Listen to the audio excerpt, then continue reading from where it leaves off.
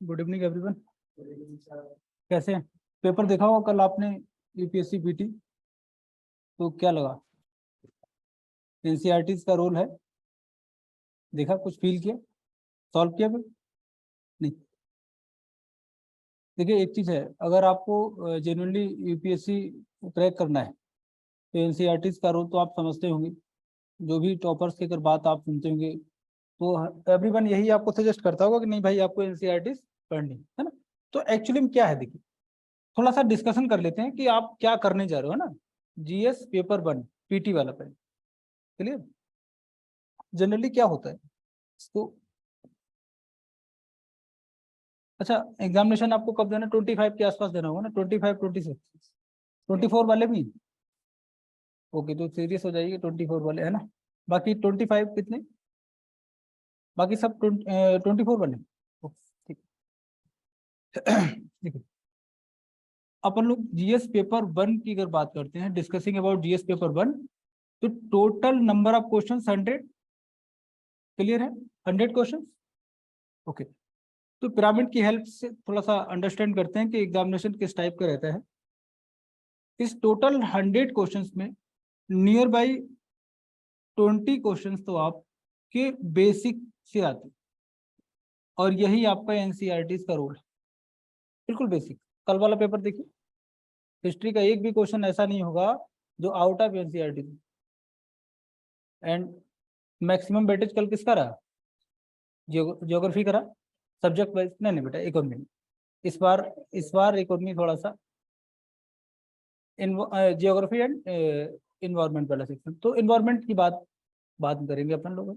तो near by 20 question आपको मिलेगा ज्योग्राफी, और उस 20 में आप देखेंगे, उस 20 में मिनिमम 10 क्वेश्चन आप देख लीजिएगा, आपको एनसीईआरटी मिल जाएगा।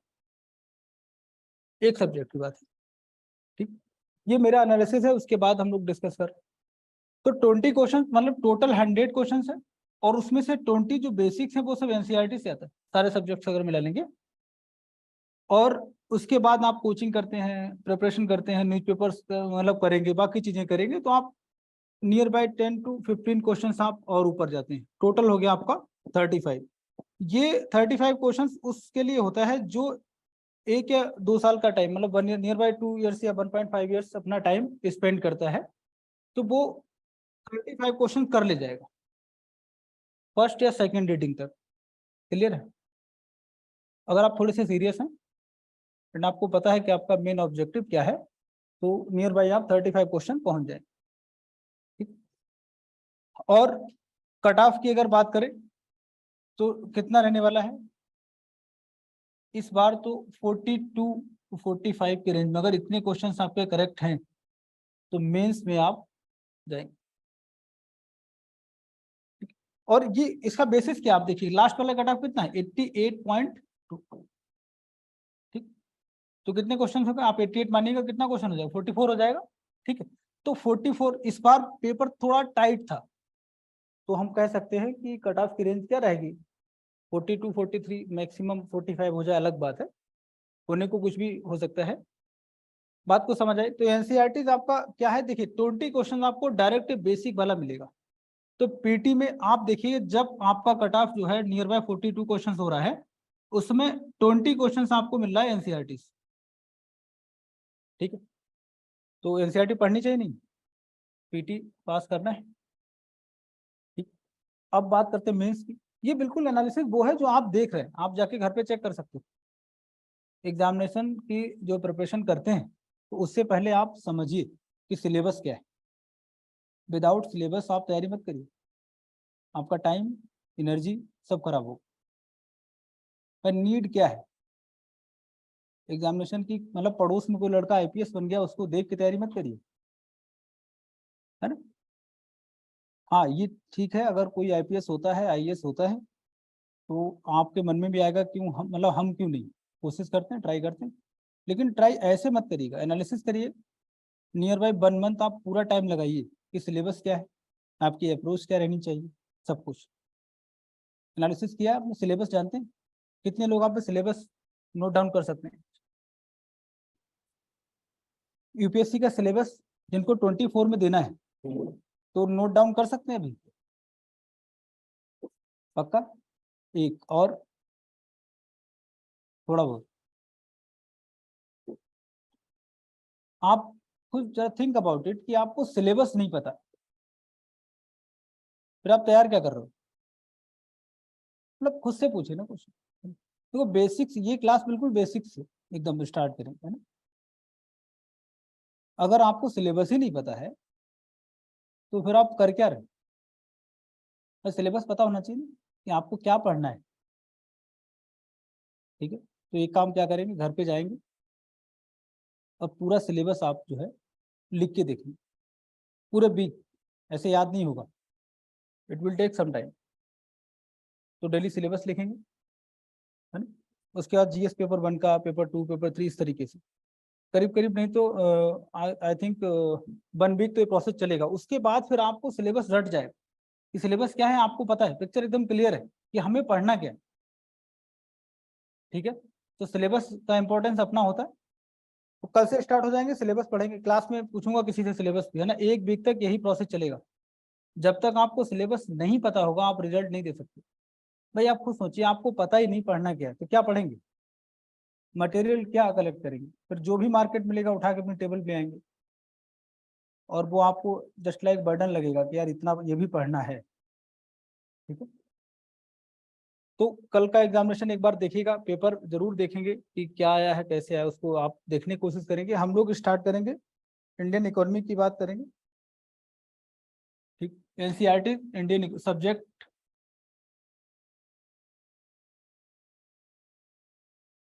इकोनॉमिक्स, सॉरी, और इसमें मेन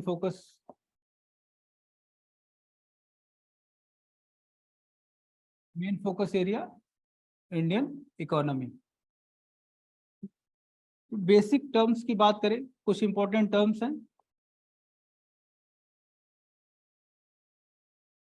नंबर 1,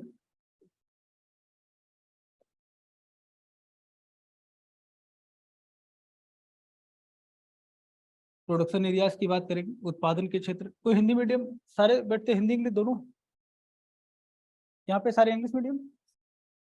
ऑनलाइन प्लीज बता देना, यहाँ से नोट करना स्टार्ट करेंगे, है ना। ये बुक 9th वाली, इसमें पालमपुर की स्टोरी होगी, है ना। ठीक, तो वही पालमपुर से आज बताएंगे होमवर्क क्या करना है। ठीक, तो प्रोडक्शन एरियाज की अगर हम लोग बात करेंगे, है ना, कहाँ कहाँ से उत्पादन हो, एक्चुअली में प्रोडक्शन क्या है? प्रोडक्शन हम लोग करते हैं क्यों? For income. और प्रोडक्शन एरियाज की अगर बात करें तो number 1,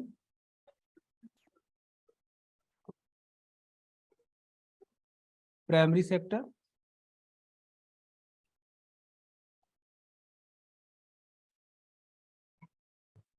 secondary sector, and third one is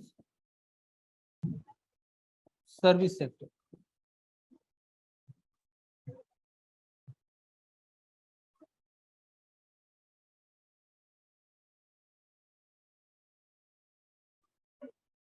primary sector, secondary and tertiary sector. बिल्कुल बेसिक से स्टार्ट करेंगे क्लास की।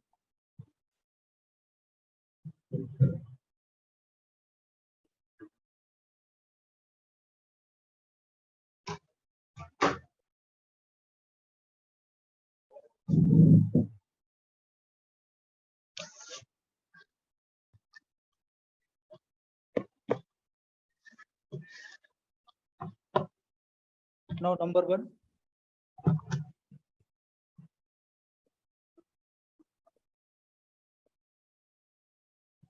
प्राइमरी सेक्टर,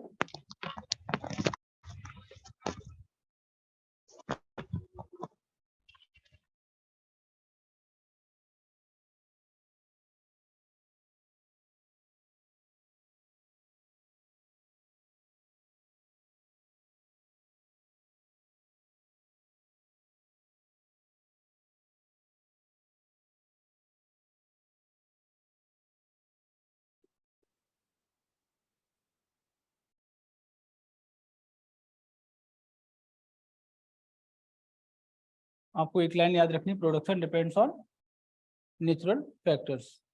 ओके,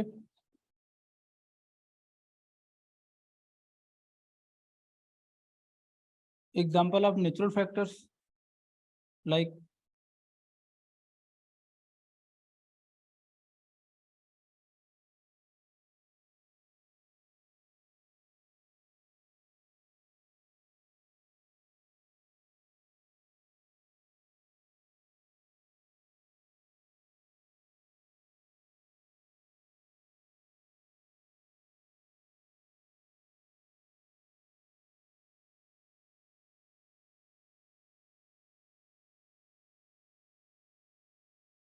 एग्जाम्पल्स की बात करेंगे। अब आप देखिएगा, production depends on natural factors कौन कौन से? Number 1 soil, water, sunlight, air and animals.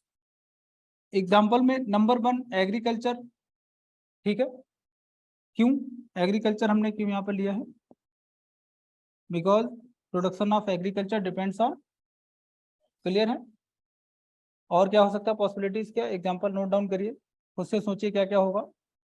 Horticulture note down करिए, very good. Horticulture, mining, very good, very good. Animal husbandry, very good. Honey collection, नहीं वो थोड़ा सा अलग प्रोसेस, ठीक है। यहाँ प्रोडक्शन की बात है, ठीक है। Honey collection,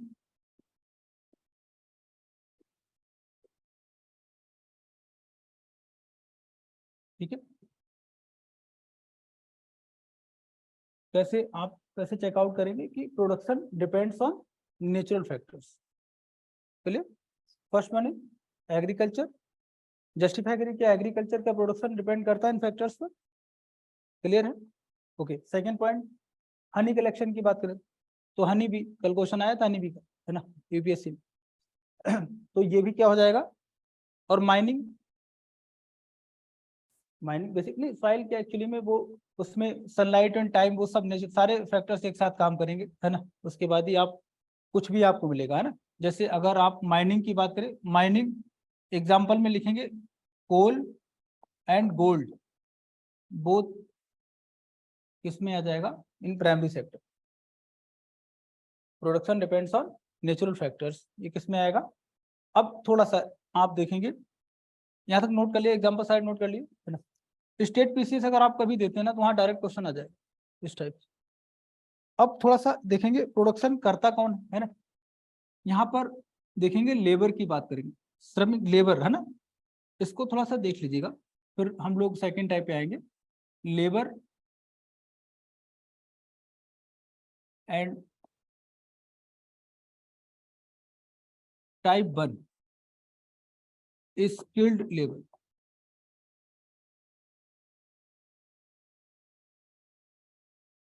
and type 2 unskilled labour.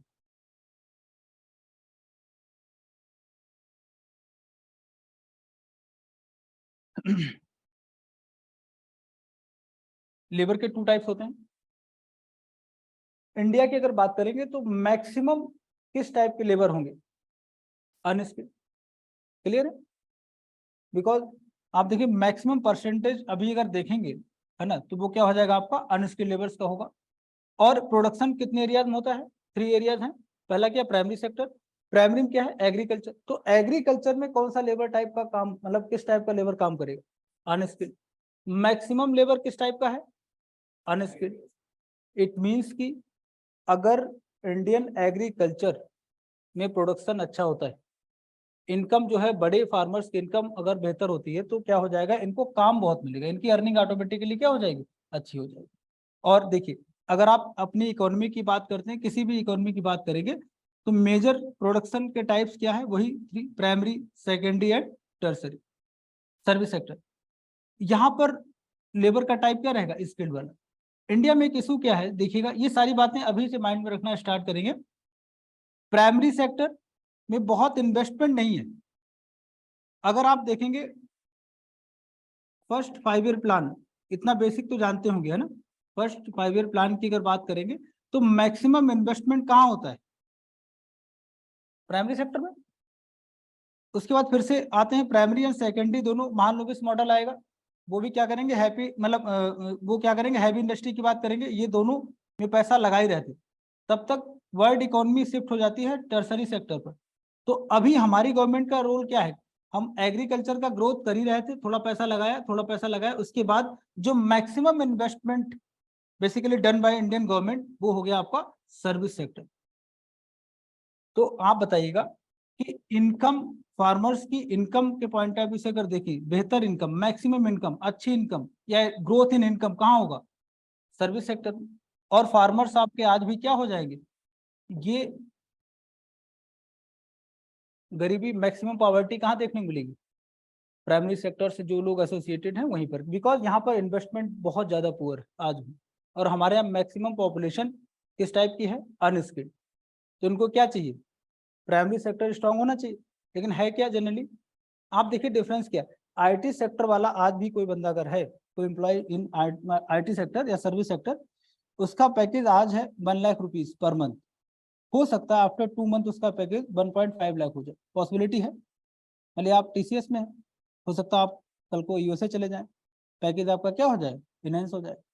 But एक किसान है, एक साल उसने अपने मान ली कुछ भी उत्पादन किया, मतलब राइस को अगर सेल करके आया 10,000 रुपये, 10,000 की इनकम हुई, नेक्स्ट टाइम कितनी हो सकती है मैक्सिमम उसी काम से, मैक्सिमम 12,000 हो सकती है, 15,000 मैक्सिमम, डबल कर पाएगा नहीं।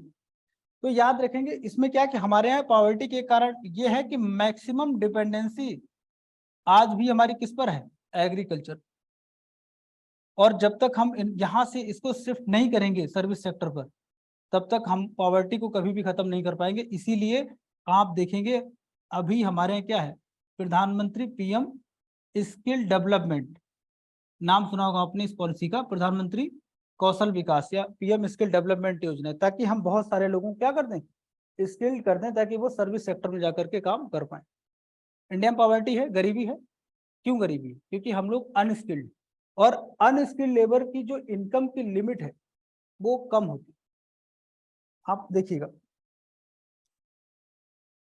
अभी हम लोग इंडियन इकोनॉमी का डिस्कशन करेंगे, ठीक है, तो पहले नेचर ऑफ इकोनॉमी देखिएगा। अगर एक कोई पर्सन है और इसकी अपनी इनकम इतनी कम है कि ये सेविंग नहीं कर पाता है, इसकी सेविंग्स बहुत ज्यादा कम है, अगर सेविंग्स नहीं है तो इट मीन्स कि ये इन्वेस्ट नहीं कर पाएगा, इन्वेस्टमेंट करेगा पैसा ही नहीं बचता, सारा खर्च हो जाता है, investment should be minimum, investment नहीं रहेगा तो आगे आप देखिएगा क्या ये प्रोडक्शन को बढ़ा पाएगा, नहीं, इसका प्रोडक्शन भी क्या होगा, मिनिमम, फिर से इनकम इसकी क्या हो जाएगी, कम। करेक्ट बात है, यही प्रोसेस चलता है, ये साइकिल है ना, ये पॉवर्टी ट्रैप यही होता है, गरीबी का यही मतलब पॉवर्टी ट्रैप हो जाता है। अब इसको क्या करें, अगर आप स्टैंड अप थोड़ा थोड़ा पढ़ के आए होंगे, मुझे लगता है स्टैंड अप एक पॉलिसी है गवर्नमेंट की, इसमें क्या करते हैं वो लोन प्रोवाइड करती है,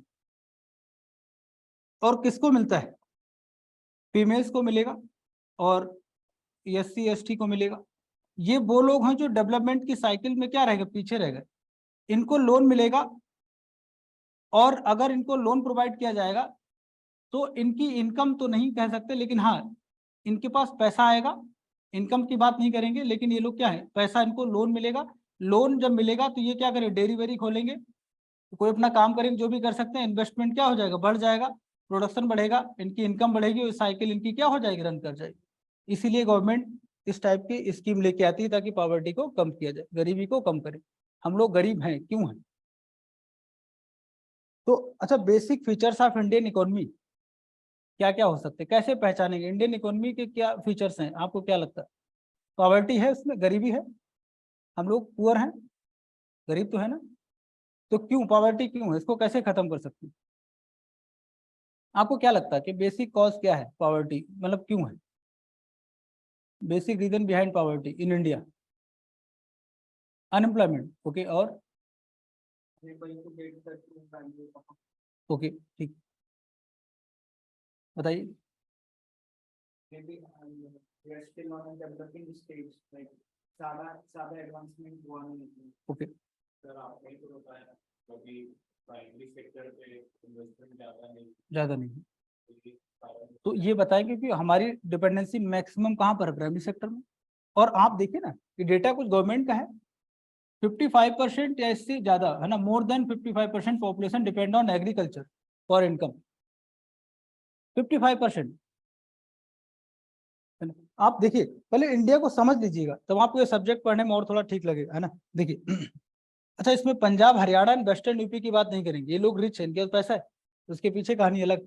देखिए एक तरफ हम लोग इनकम की बात अपन लोग करते हैं, मान लिया 100% इनकम है इंडिया में, या जीडीपी की बात करें, है ना, इसको जीडीपी या अपनी कंट्री की इनकम लिख लेते हैं, और ये 100% पॉपुलेशन ऑफ दिस कंट्री, एक तरफ दोनों का जरा मैच करते हैं, ये आपके है पॉपुलेशन।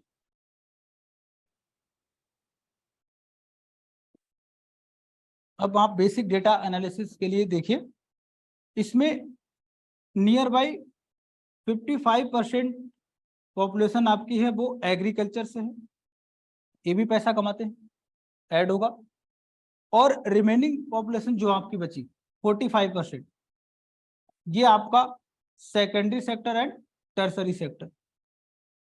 मेन कितने सेक्टर्स अपने प्रोडक्शन के, primary, secondary and tertiary. 55% basically depends on agriculture, और ये सब लोग इनकम करेंगे, और उसके बाद 100% मान लिया कंट्री की इनकम होती। अब ये इनकम डिस्ट्रीब्यूशन देखिएगा, आपको समझ आ जाएगा कि पॉवर्टी क्यों। इस 100% में इन लोगों को मिलता है नियर बाई 15%, करेक्ट है, और बाकी इन दोनों को मिलेगा 85%। आप ये देखिएगा कि 45% लोगों को कितना मिल रहा है, 85, और यहाँ 55% लोगों को कितना मिल रहा है, 15% ओनली। इसको डिवाइड कर दीजिएगा, कितना पैसा मिलेगा, अंतर हो जाएगा नहीं हो जाएगा, तो ये तो ऑटोमेटिकली पॉवर्टी में आ गए, समझ आई बात नहीं। और हमारे यहाँ मैक्सिमम पॉपुलेशन क्योंकि मतलब 55% अगर आप देखें इनकी इनकम बहुत ज्यादा कम है, इसीलिए आप देखेंगे हमारी जो पॉलिसीज बनती हैं उनका कोर क्या रहता है, वेलफेयर रहता है। जो भी पॉलिसी मेकिंग किया जाता है, इंडियन गवर्नमेंट जो भी पॉलिसी बनाएगी उसका एक ही उद्देश्य रहेगा, मतलब मेन ऑब्जेक्टिव ऑफ मतलब of policy making is welfare, public welfare, क्योंकि हमें पता है मैक्सिमम पॉपुलेशन किसकी नीड है। आयुष्मान भारत, आर्टिकल 21A, क्या है आर्टिकल 21A में, आर्टिकल 21A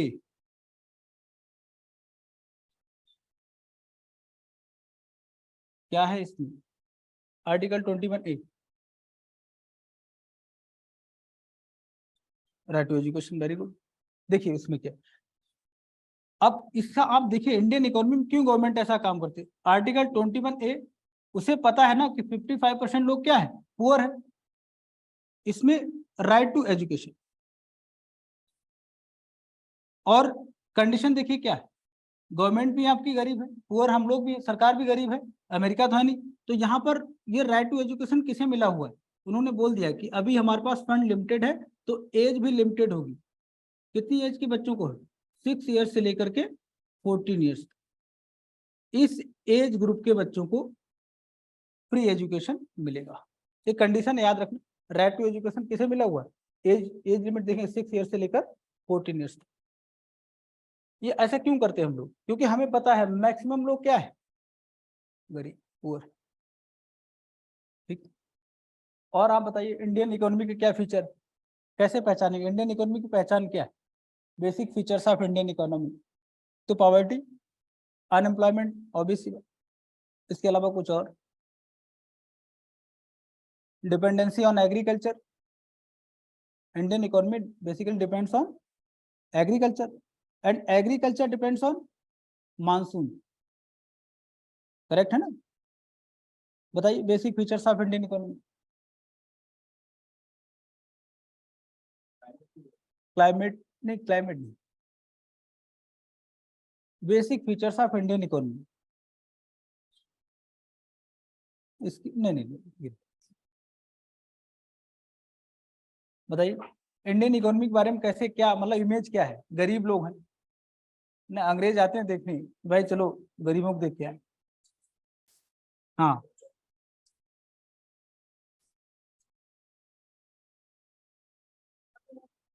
अवेयरनेस नहीं, ठीक। Literacy rate poor literacy rate, ठीक। और इंडियन इकोनॉमी पहचान लीजिए बेसिकली क्या है, हम क्या पढ़ने जा रहे हैं। पुअर बेसिक इंफ्रास्ट्रक्चर लिख सकते हैं, तो basic features of Indian economy लिख लीजिएगा। पहले क्या लिखा आपने, पॉवर्टी हो गया, एक नोट करके लिख लीजिएगा।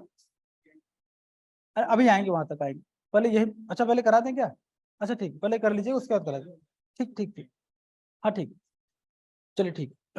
अच्छा बेसिक पढ़ना स्टार्ट कर दीजिएगा प्लीज, जैसे आर्टिकल 20 बने आपको आना चाहिए, ठीक है, और 24 का देना है तो पता ही होना चाहिए। देखिए प्राइमरी सेक्टर, इसको कैसे हम जज करेंगे कि production depends on natural factors. Natural factor क्या क्या है, आइडिया लग गया, ओके। अब देखिएगा सेकेंडरी सेक्टर, हेडिंग डालेंगे सेकेंडरी सेक्टर। अब इसमें दो पॉइंट्स को आप ऐड करेंगे। नंबर 1, इसी में इसको ऐसे लिख लीजिएगा, सेकेंडरी सेक्टर है ना, इसमें रॉ मटेरियल कहाँ से मिलेगा, फ्रॉम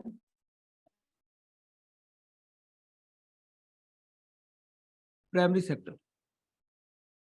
एंड सेकेंड पॉइंट,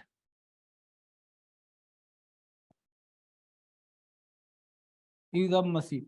ये दो पॉइंट सेट करिएगा, raw material from primary sector and use of machine. अगर कभी ऐसा कोई प्रोडक्शन होता है जिसमें ये दोनों फीचर्स मिल जाते हैं तो ये हो जाएगा आपका secondary sector.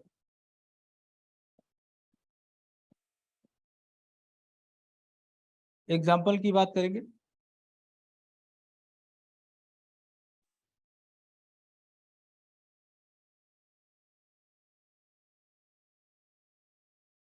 Electricity production, test कर लीजिए। इलेक्ट्रिसिटी प्रोडक्शन की बात करेंगे, अगर आप थर्मल एनर्जी की बात करते हैं, थर्मल एनर्जी, ये इसका प्रोडक्शन होता है कोल से। या फिर आप सोलर की बात करेंगे, आजकल सोलर का परसेंटेज बढ़ रहा, या फिर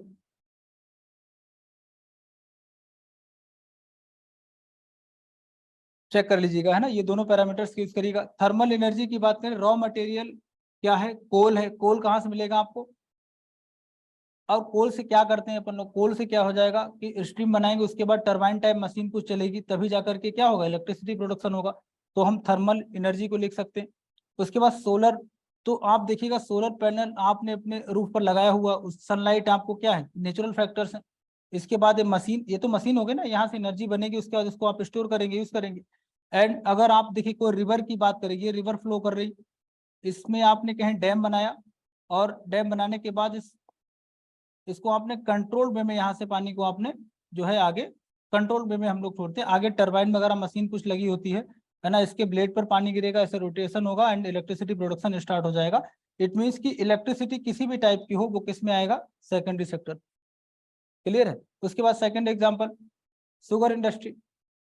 देखिएगा इलेक्ट्रिसिटी कोई भी टाइप का हो किस में आ जाएगा आपका, सेकेंडरी सेक्टर में। एग्जांपल नंबर 2 लिखेंगे, sugar industry. Sugar industry, raw material sugar cane, ठीक है, और मशीन में फिर शुगर बनेगा, ठीक है। उसके बाद क्या हो जाएगा, टेक्सटाइल इंडस्ट्री लिखेगा। टेक्सटाइल के लिए रॉ मटेरियल कॉटन वगैरह कहाँ से मिलने वाला आपको, एग्रीकल्चर से, ठीक है, टेक्सटाइल इंडस्ट्री हो जाएगा। और क्या होगा बताइए, फूड प्रोसेसिंग, सारा कुछ फूड प्रोसेसिंग। अगला एग्जांपल लिखिएगा, फूड प्रोसेसिंग जी, ना सारे नहीं, सारे ना, अभी बात करेंगे वहां तक पहुंचे, ठीक। आईटी सेक्टर आएगा ही नहीं, ठीक है ना। इसमें दो ही पॉइंट आपको जानना है, रॉ मटेरियल एग्रीकल्चर एंड जो भी आप प्रोडक्शन कर रहे हो वो किसके थ्रू होगा, मशीन, करेक्ट है, इसके अलावा और कुछ नहीं। अगर आप आईटी सेक्टर की बात करें तो सॉफ्टवेयर इंजीनियर काम कर रहा है, तो रॉ मटेरियल क्या है, क्या एग्रीकल्चर से आ रहा है कुछ, ठीक है ना। तो ये याद रखेंगे, आपको कैसे चेक करना है, raw material from primary sector, then उसका मतलब उसके बाद किसका यूज करेंगे अपन लोग, मशीन, ठीक है। आप देखिए आसपास क्या क्या और हो सकता है, एग्जांपल देखिएगा, डेयरी इंडस्ट्री, हाँ प्लीज, फिर क्या करेंगे, दूसरा ऑप्शन क्या है, नहीं वो थोड़ा स्पेशल नहीं, ठीक है उसको थोड़ा स्पेशल रखें, कॉटेज इंडस्ट्री हो जाएगा वो अलग बात, उसमें भी टूल यूज करते हैं ना, आप सिर्फ हाथ से कुछ नहीं करेंगे, टूल तो यूज करेंगे, कुछ ऐसा है कि उठाया रख दिया, ऐसा नहीं, कुछ तो टूल हम यूज करेंगे। हाँ नहीं वो अलग चीज है, ठीक है, बीडी मेकिंग बिल्कुल ठीक बात है, उसमें आप देखिएगा वो इतना ज्यादा गवर्नमेंट क्या उससे टैक्स कलेक्शन भी नहीं होता, उसके लिए इंडस्ट्री भी नहीं लगाती है ना, जहाँ पर तेंदू का ट्री होता है ना वहीं पर लोग ट्राइबल लोग हैं उनसे कराया जाता है ताकि उनकी इनकम हो जाए, वो एक कंडीशन है, अगर नहीं कराओगे तो उनको एम्प्लॉयमेंट नहीं दे पाओगे, और धीरे धीरे उसका भी एरिया आप देखें वो क्या हो रहा, खत्म हो रहा, ठीक है ना, तो वो अलग चीज हो जाएगी, ठीक है। अभी ये जो मेन बड़ी चीजें हैं है ना उस पर देख लेते, ठीक, तो मशीन तो रहेगी, ठीक है, मैक्सिमम ये आप कर सकते हो, कुछ केसेस में मशीन की जगह क्या हो जाएगा, टूल्स हो जाएगा, ठीक है। क्या क्या और एग्जांपल देख लीजिए, कुछ हो सकता है माइंड सोचिएगा, कुछ और पॉसिबिलिटीज हैं, कुछ समझ आए, आयरन स्टील और कहाँ से मिलेगा, mining, mining is the example of primary sector, ठीक है। चलिए अब बात करते हैं नेक्स्ट, तो उससे पहले आप देखिएगा सर्विस सेक्टर है ना, सर्विस सेक्टर पे एक चीज लिखेंगे बस, प्रोडक्शन डिपेंड्स ऑन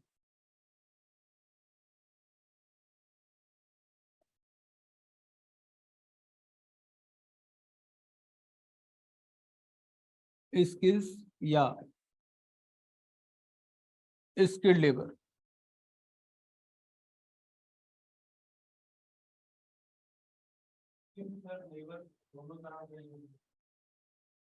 नहीं हो सकता है लेकिन यहाँ 100% स्किल्स या स्किल्ड, हाँ सेकेंडरी में हो सकता है, देखिए क्या सेमी, देखिए सेकेंडरी में क्या होता है, जैसे मान लिया अगर आपने शुगर इंडस्ट्री की बात करी तो उसमें प्रॉपर लेबर होगा, अनस्किल्ड भी काम करेगा, शुगर केन को उठा करके वहां लगाना, लेकिन मशीन ऑपरेटर भी होगा, ठीक है करेक्ट है ना, उसके बाद केमिकल इंजीनियर भी होगा जो प्रॉपर रेशियो वगैरह चेक करेगा, तो केमिकल इंजीनियर 100% स्किल्ड लेबर हो जाएगा, ठीक है, तो वहाँ सब लोग रहेंगे at the same floor, but यहाँ पर 100% ये उत्पादन, ये production basically depends on skills और स्किल्ड लेबर।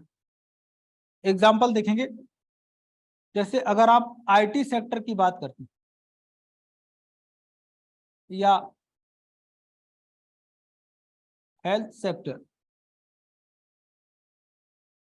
किस टाइप की लेबर होगी यहाँ पर, आईटी में स्किल्ड होगा, हेल्थ सेक्टर में स्किल्ड लेबर, ट्रांसपोर्ट एग्जाम्पल लिखिएगा, ट्रांसपोर्ट नहीं, आईटी लिखिएगा पहले है ना, आईटी, हेल्थ सेक्टर हो गया, ट्रांसपोर्ट, टूरिज्म, लिखते चलिए, फिल्म इंडस्ट्री की बात कर रहे हैं, हाँ कायदे में तो ट्रेनिंग है, स्किल्स तो है, नो डाउट, और वैसे भी ये आप देखें जितना film industry is the part of service sector, इसी बात, बैंकिंग बिल्कुल, क्या क्या लिख लिया आपने, transport, tourism, banking, insurance, medical sector या हेल्थ सेक्टर, टूरिज्म बेटा वहां पर स्किल दी प्रोवाइड करिए, उसके बाद ही आप काम करेंगे, जैसे गाइड अगर आपको बनना है तो गाइड कैसे बनेंगे, स्किल्स होनी चाहिए, ठीक है, हम लोग ऑर्गेनाइज सेक्टर की बात कर रहे हैं जो प्रॉपर वे में काम कर रहे हैं वो कंपनी, ठीक है, ये है करेक्ट है। और एक देखिएगा आप, आजकल एक कोर्स चलता है होटल मैनेजमेंट, ठीक है, तो होटल इंडस्ट्री देखिए एग्जाम्पल, होटल इंडस्ट्री भी एग्जाम्पल रहेगा, कभी आप जाएंगे रेस्टोरेंट में, अगर कभी जाइए तो वो लोग कैसे आपको अटेंड करते हैं, प्रॉपर आपको चेयर लगाएंगे, फिर पूछेंगे सर गुड इवनिंग एंड जो भी विश करेंगे टाइम के अकॉर्डिंग, उसके बाद क्या लेंगे सर, इतने प्यार से आपको डील करते हैं, इतना घर में कोई बात नहीं करता होगा, कई लोग इमोशनल हो जाते हैं, कोई रिश्ता है हमारा है ना, और खाने के बाद पूछेंगे सर डेजर्ट में क्या लेंगे, सबका पैसा लेते हैं आप, है ना, डेजर्ट में सर क्या चाहिए, देखा होगा ना बात कर कितने मतलब सॉफ्ट वे में बात कर, बेशक घर में लड़ाई हुई या सीरियल से ही आए हो है ना, बट उनको ट्रेनिंग दी जाती है आप गेस्ट को कैसे अटेंड करेंगे, बात क्लियर है, तीन सेक्टर आप देखा, पहला primary sector, secondary and tertiary, correct है। अब ये तीनों सेक्टर अपन लोग क्यों करते हैं वो देखिए,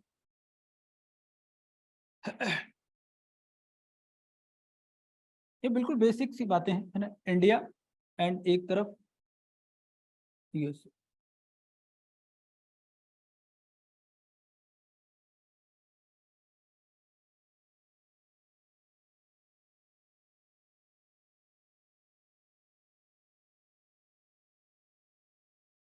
आईटी सेक्टर,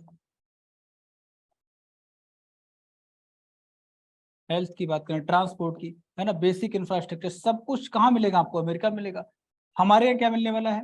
एग्रीकल्चर। और ऐसी कोई भी इकोनॉमी जहां maximum population depend on agriculture, 100% वो लोग क्या होंगे?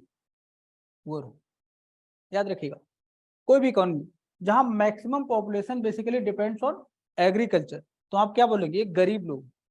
और ऐसी कोई भी इकोनॉमी जहां पर maximum population of the country depends on service sector, वो लोग अमीर होंगे, रिच होंगे 100%।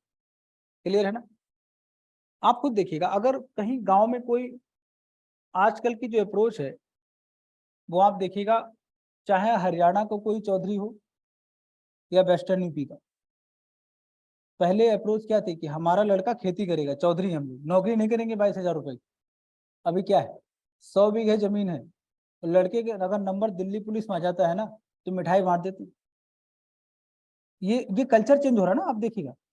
मतलब क्या है कि हमें पता चल गया कि सर्विस सेक्टर का अपना इंपॉर्टेंस, देखा होगा आपने। ठीक है, तो इंडिया में मैक्सिमम पॉपुलेशन किस पर डिपेंड है? एग्रीकल्चर पे, इसलिए हम लोग गरीब हैं। ऐसी कोई भी इकोनॉमी जो किस पर डिपेंड है? सर्विस सेक्टर पर, वो हमेशा क्या होगी? रिच होगी, नो डाउट। अब इंडिया और चाइना में डिफरेंस क्या है? मन में आता होगा ना कि चाइना क्यों ज्यादा रिच होता जा रहा। ठीक है, थोड़ा सा देख लीजिएगा, ये सब बेसिक बातें जब आप न्यूज़पेपर को कवर करेंगे तो आपको समझ आएगा।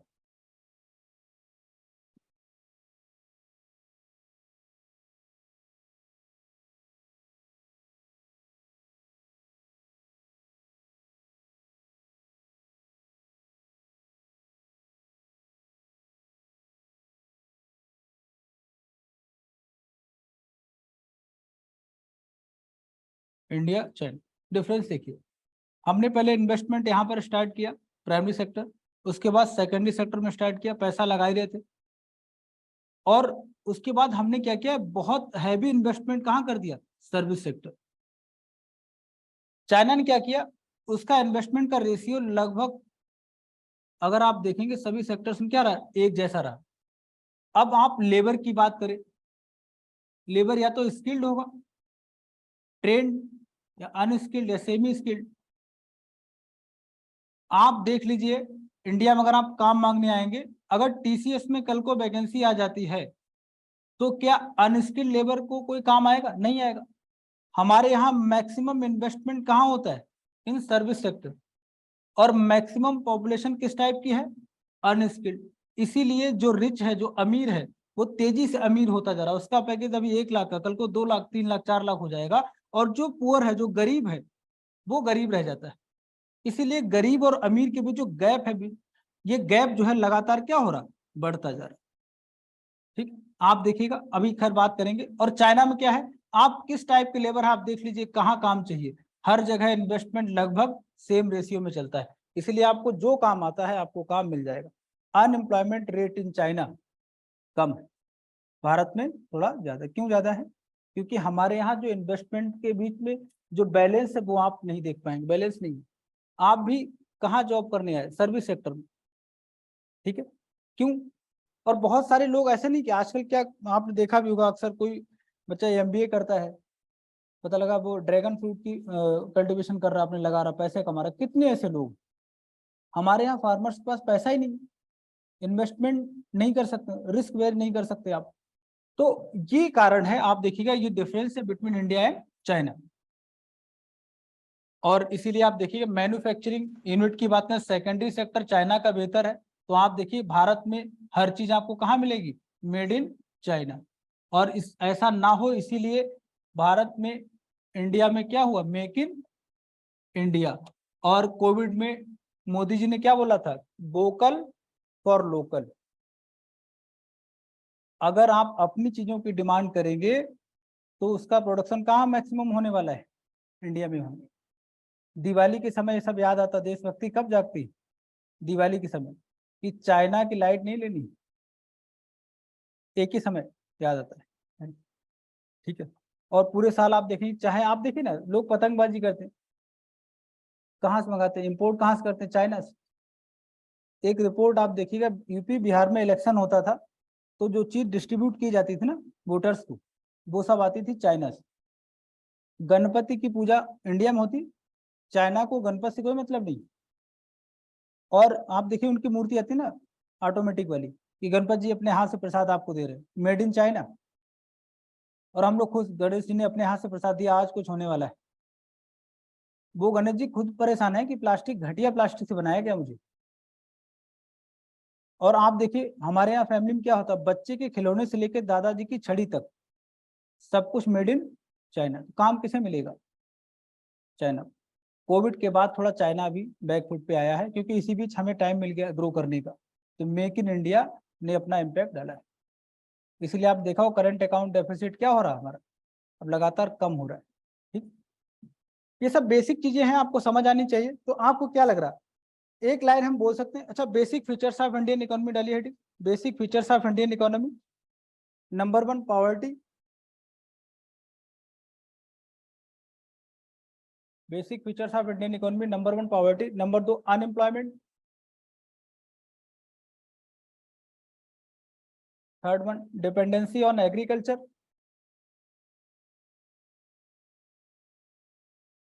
Next point agriculture depends on monsoon, agriculture depends on monsoon. अगला point poor basic infrastructure, poor basic infrastructure.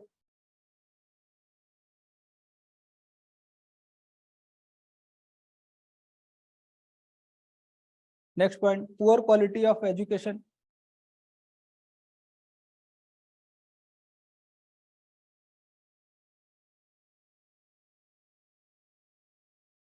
ठीक है। और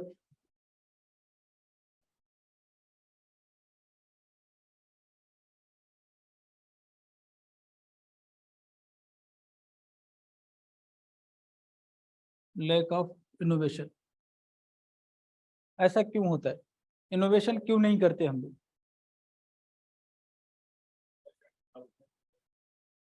नहीं, वो अलग है। हमारे कॉमन मैन में अगर आप देखें, सर्वे करें, तो एक चीज वेरी कॉमन कि लैक ऑफ इनोवेशन है, इनोवेशन नहीं करते हम लोग, कुछ नया नहीं करते। क्यों ऐसा? इनोवेशन मतलब, अगर आप इसको कनेक्ट करेंगे, इनोवेशन मीन्स रिस्क। हम लोग रिस्क नहीं लेते, क्लियर है ना? क्यों ऐसा होता है, रिस्क कब ले पाएंगे? अगर आपकी इनकम क्या है, ठीक है, तो आप रिस्क ले पाए। ठीक, आप देखिएगा, मान लीजिए अगर आपके यहाँ कोई भी ऐसा है जो समोसे सपोज करो सेल करता है, और इनोवेशन करना है कि नहीं समोसे के साथ आप मोमोज भी ट्राई करेंगे, मान लिया मार्केट के हिसाब से करना उसे, लेकिन उसे पता है यार अगर मोमोज नहीं सेल हुए तो लॉस हो जाएगा, और वो उस कंडीशन में हम है नहीं, तो क्या करेंगे, समोसे ही सेल करते रहेंगे, है ना?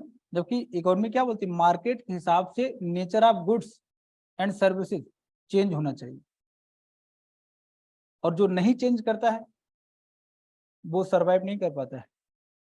नोकिया मोबाइल याद होगा, 2008 तक शायद आप लोगों ने ना देखा हो, इंडिया में हर घर में नोकिया मोबाइल होता था। और अभी है नोकिया मोबाइल? शायद उन्होंने अपने आप को अपडेट नहीं किया। मार्केट में अगर आपको स्टेबल रहना है तो चेंज करना पड़ेगा, लोगों की नीड को समझना होगा। और हमारे यहाँ क्या है कि हम लोग इनोवेशन करते नहीं है, नवाचार होता नहीं, कुछ भी नया कुछ नहीं करते, क्योंकि हमारे पास इतना पैसा नहीं कि हम क्या ले पाए, रिस्क की बात कर पाए, रिस्क नहीं लेते, जो चल रहा चलने दीजिए। तो ये भी क्या है, इंडियन इकोनॉमी का एक फीचर है। और चाहे एग्रीकल्चर हो, आप देखिए किसान देखिएगा, वो गन्ना जैसे लगाते थे उसके दादाजी, वैसे ही गन्ना लगाएगा। उसे पता है कि अगर गन्ना खराब हो गया, हमारी क्रॉप अगर खराब हो गई, तो फिर कहाँ जाएंगे, क्यों, और तो कुछ है नहीं उसके पास। और इसीलिए आप देखिएगा प्रोडक्टिविटी की अगर बात करें, वो इंडिया में बहुत कम है। चाइना, जब आप ज्योग्राफी पढ़ेंगे तो देखेंगे कि चाइना की मिट्टी हमसे ज्यादा फर्टाइल नहीं है, लेकिन प्रोडक्टिविटी इन चाइना हमसे ज्यादा है, क्योंकि इनोवेशन करते हैं, ठीक है ना। इंडिया में आप देखिए प्रोडक्शन मैक्सिमम है बट प्रोडक्टिविटी नहीं, ठीक है। तो ये basic features of Indian economy, ठीक। अब आप देखिएगा हम लोग बेसिकली जो स्टार्ट करेंगे उसमें क्या है कि जब इंडिया अंग्रेजों से अलग मतलब फ्री हुआ, हमें फ्रीडम मिला, तो उस समय कंडीशन क्या थी, थोड़ा सा कनेक्ट करते हैं फिर आगे चलते हैं एनसीईआरटी पर। ये बेसिक चीजें हैं, आपको बार बार मिलेंगी। 1948 की अगर बात करेंगे, यहाँ पर क्या होता है, ये बस आपका बेस के लिए हम लोग बता रहे हैं, यहाँ पर ये नोट करते हुए चलेंगे, पीटी में डायरेक्ट क्वेश्चन आ जाता है ना।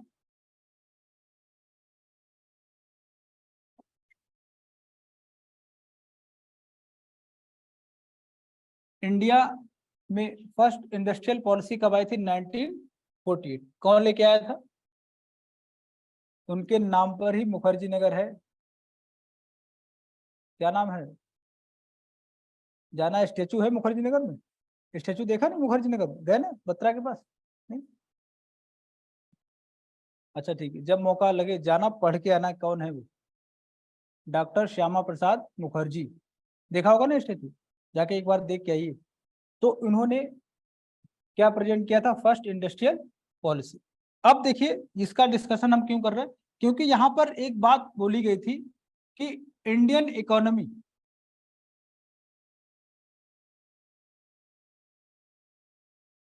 ये रहने वाली है मिक्स्ड इकोनॉमी। भारत की अर्थव्यवस्था मतलब कैसी रहेगी, मिक्स्ड इकोनॉमी रहेगी। ये कब बोला गया था, 1948 में, किस पॉलिसी में, first industrial policy of India. उसमें क्या बोला गया, Indian economy should be mixed economy. क्यों ऐसा हुआ वो हमें समझना है।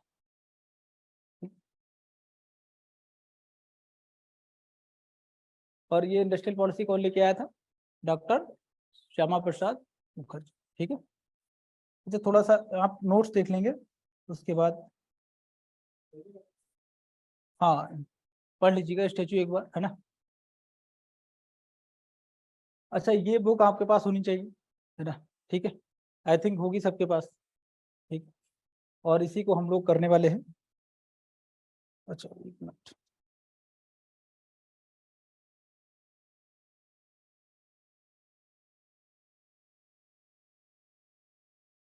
देखिए इस बुक से आपको नोट्स बनाने हैं और पीटी एंड मेंस दोनों में काम है, ठीक है।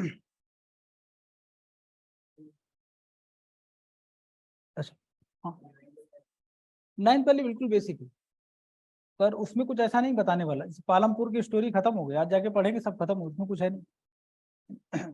समझना यहीं से है ना, ठीक है। 11th एंड 12th मेन चीज यही, यहीं से आपको क्वेश्चन मिलेगा, ठीक है। बाकी अगर कुछ ऐसा लगेगा तो वो भी हम लोग डिस्कस करेंगे, उसमें कुछ है नहीं, आज जाना पालमपुर की स्टोरी पढ़ लेना, ठीक है। उसमें एक चीज नहीं समझ आएगी, ह्यूमन कैपिटल, वो हम लोग बात अभी कर लेंगे। खैर देखिए क्या मतलब क्लास का शेड्यूल क्या रहेगा, इस टाइप से मैं आपको नोट्स बना के दूंगा और यही आपको मिलेगा, जो भी नोट्स रहेगा वो सब आपका एनसीईआरटी वाला रहेगा।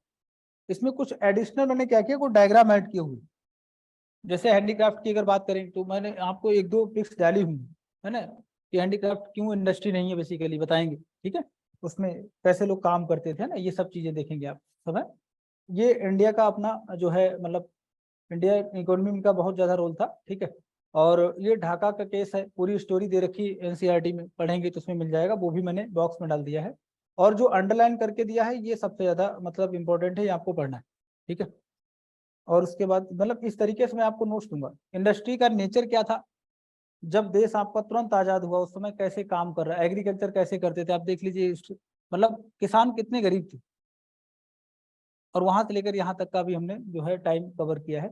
उसके बाद इंडस्ट्री की अगर बात करेंगे, इस टाइप से इंडस्ट्रियल डेवलपमेंट चल रहा था, है ना।